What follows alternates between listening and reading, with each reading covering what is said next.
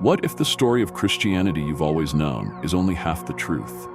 Beneath the surface lies a hidden history, forbidden scrolls buried in the desert, voices silenced by fire, entire books erased from memory.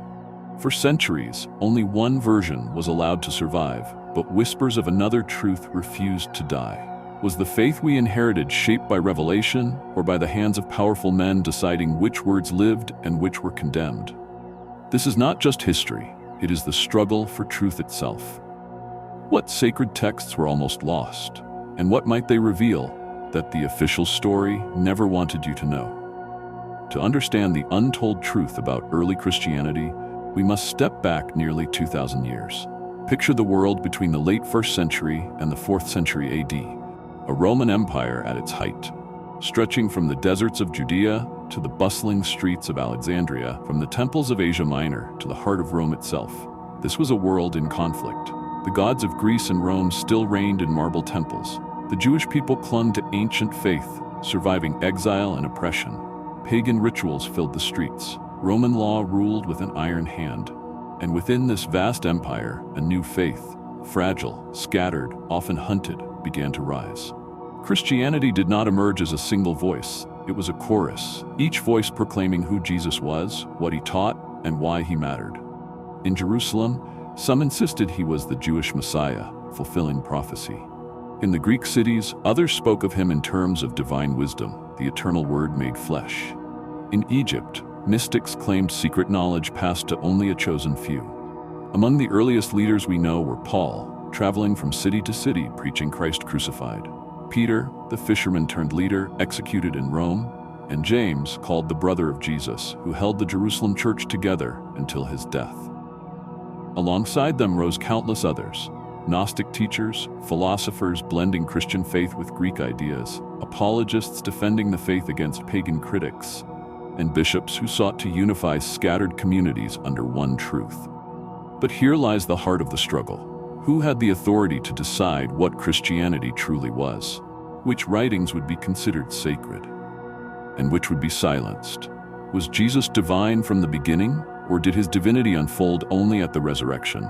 Was salvation a matter of faith, works, or secret knowledge hidden in forbidden scrolls? Everything was at stake, not just belief, but power. Whoever controlled the sacred story controlled the faith of millions yet unborn. And so I ask you, if you believe faith matters no matter the voice, subscribe now, because the truths we uncover here are the ones history tried to bury. Don't let silence win again. But as Christianity spread across the empire, a dangerous conflict emerged, one that would shape the very soul of the faith. Early Christianity was not a single, unified movement. It was a fractured world, voices competing, communities divided, each clinging to its own understanding of who Jesus truly was. In Jerusalem, Jewish Christians held tightly to the law of Moses, believing Jesus had come not to abolish the covenant but to fulfill it. In Antioch and Corinth, Gentile Christians rejected much of the Jewish law, insisting salvation came by faith alone, not by circumcision or ritual. In secret gatherings across Egypt and Syria, Gnostic Christians whispered of hidden knowledge, claiming that salvation came by discovering secret truths passed only to a chosen few. These differences weren't just theological, they were existential. For each group, the very identity of Jesus was at stake. Was he the long-awaited Jewish Messiah, a cosmic being of pure light trapped in human form, or the Son of God who walked among men, fully divine and fully human? How do we even know his story? In those early years, the teachings of Jesus were not bound in a single book. They lived in oral traditions, stories passed from mouth to mouth, preacher to preacher, community to community. Some were sayings, brief words of wisdom, remembered differently in different towns.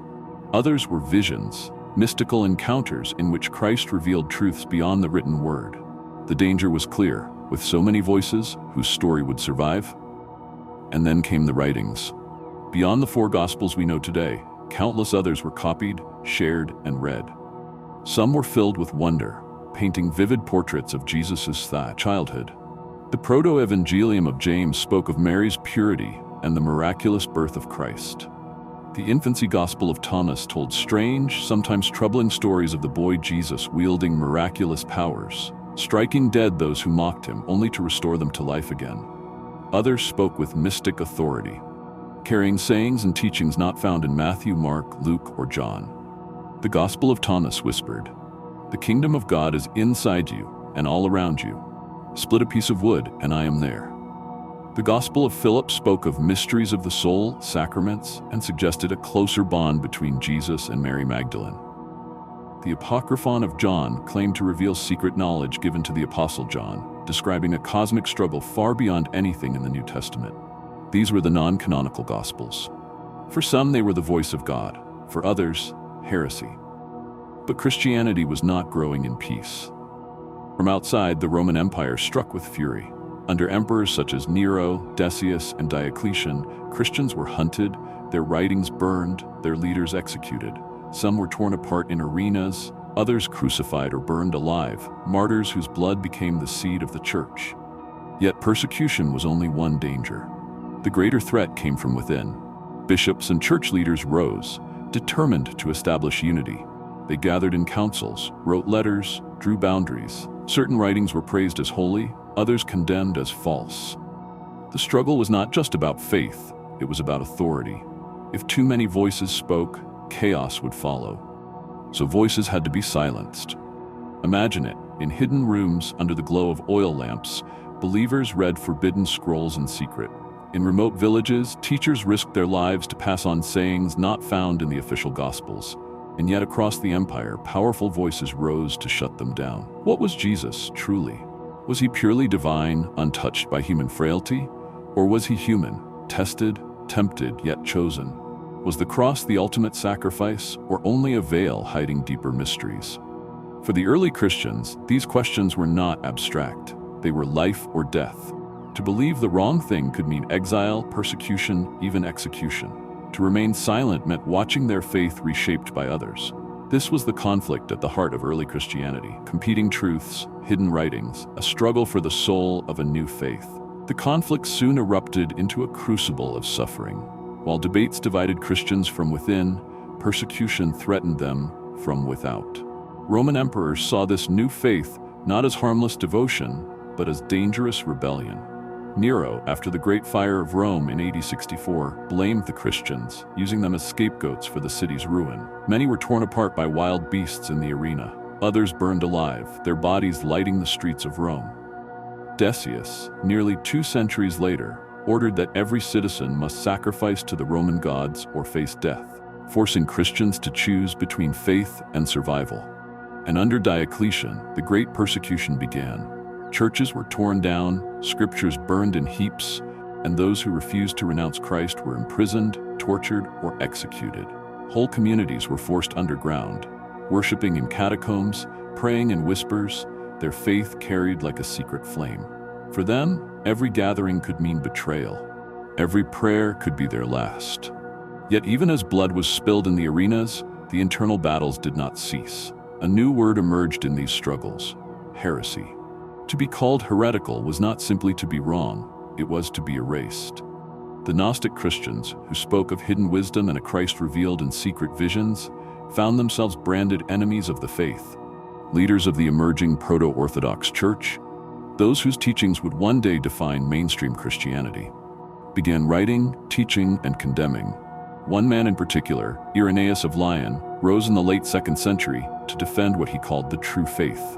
His great work against heresies did more than argue. It drew boundaries. He insisted there were only 4 Gospels, no more, no less. He declared the Gnostic writings dangerous and false. With his words, entire communities were cast aside as illegitimate. But who decided which writings were true, and on what grounds? The process of forming the canon had begun. Some writings, the letters of Paul and the Gospels of Matthew, Mark, Luke, and John, were already widely read and revered, but others teetered on the edge. The Shepherd of Hermas, the Epistle of Barnabas, the Revelation of Peter, texts read by many churches, beloved by many believers, were ultimately excluded. The criteria seemed clear. A text should be tied to an apostle, widely used across the churches, and consistent with the faith already recognized. But even then, the choices were not inevitable. Voices were silenced not because they lacked devotion, but because they threatened the unity of the whole. Yet not all voices were silenced forever. Some hid their writings in jars, buried in the desert, waiting for a time when they could be found.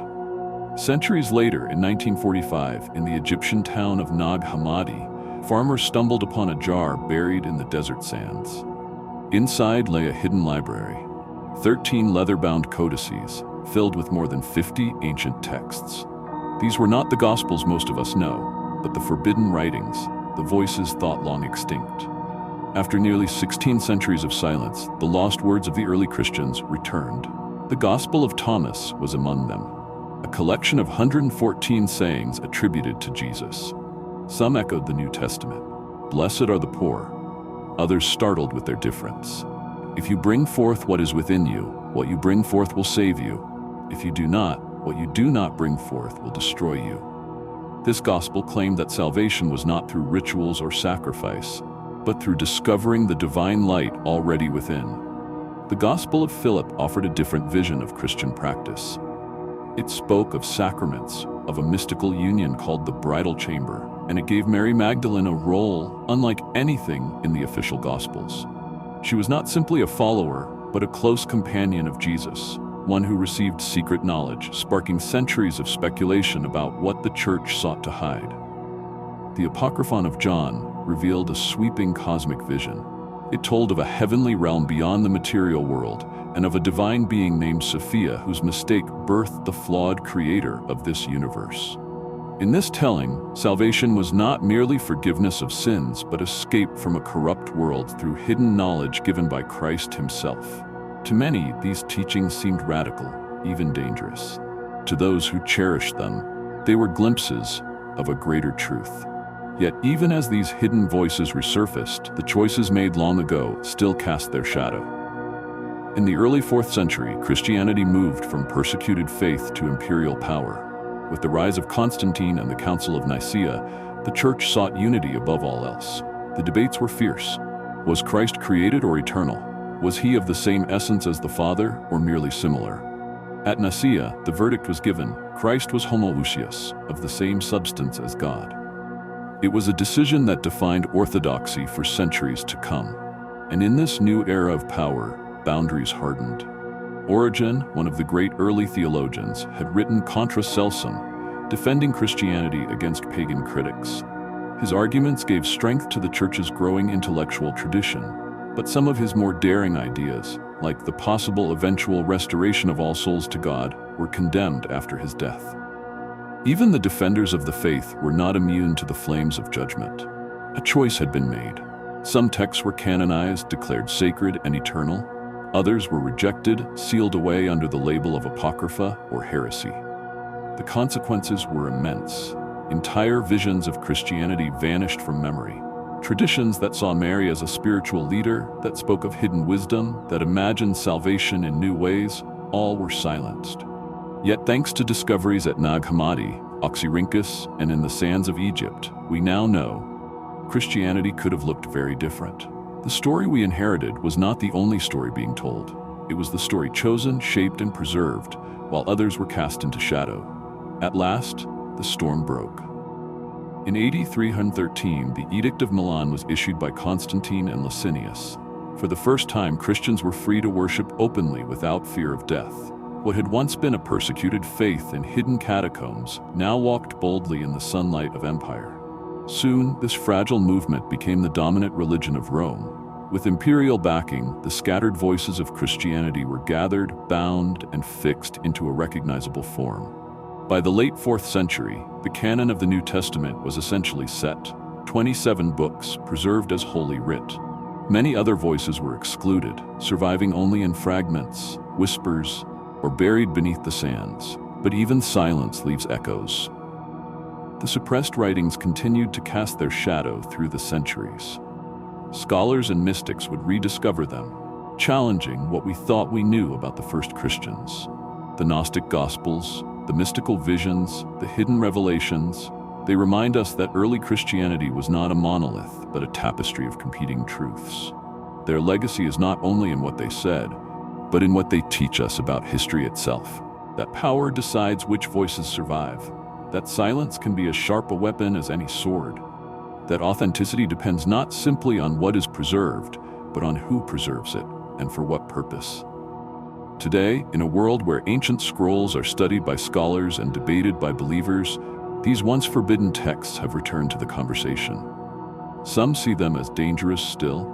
Others see them as windows into forgotten truths. Many see them as reminders that faith has always wrestled with complexity, diversity, and the tension between unity and freedom. The danger lies not in disagreement, but in assuming the official story is the only story.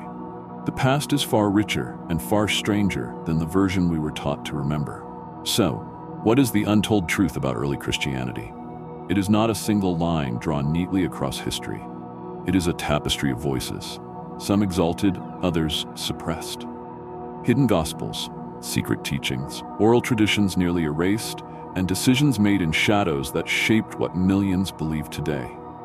History reminds us of one sobering fact: whoever writes the story owns the power. If you believe these hidden voices still speak, subscribe now to uncover more. Don't let silence be the final chapter, because if we do not ask these questions, the answers will remain buried forever. If you choose not to subscribe, ask yourself, why are you letting what was once buried stay buried in your own mind? Comment below what might stop you, if you dare.